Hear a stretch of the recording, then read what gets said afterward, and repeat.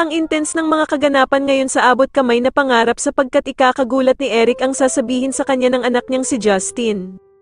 Dito nga dahil sa tulong ni Annalyn ay tuluyan nang lalambot ang puso ni Justin at maawa na nga ito sa ina niyang si Giselle, kaya naman ay mapagdedesisyonan niya ngang hindi na sumama sa ama niyang si Eric pabalik ng US.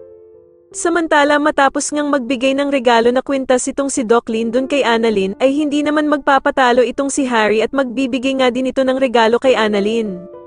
Matapos nga ang naging performance nila Annalyn at Justin, ay masusupresa itong si Annalyn dahil nga sa gagawing surprise message ni Harry habang nakasuot ito ng Santa Claus.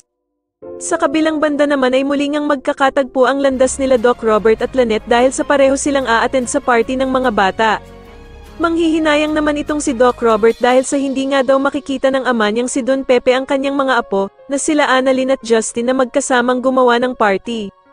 Pero ko-comfort naman siya ni Lynette at sasabihing may pag-asa pa naman daw na makita ni Don Pepe ang kanyang mga apo dahil sa buhay pa naman daw ito. Subalit mukhang nawawala na nga ng pag-asa itong si Doc Robert at sasagutin niya nga si Lynette na kung paano nga daw kung hindi na daw tuluyang magising ang ama niyang si Don Pepe. Samantala ay ikakabigla naman ni Justin ang pagdating ng ina niyang si Giselle sa party at magagalit pa nga siya kay Annalyn dahil sa kung siya ba daw ang nagpapunta dito. Sasagutin naman siya ni Annalyn na gusto lang naman daw sana niyang magkausap silang dalawang mag-ina. Pero agad namang hihingi ng tawad itong si Giselle sa anak niyang si Justin at aalis na nga lang daw siya.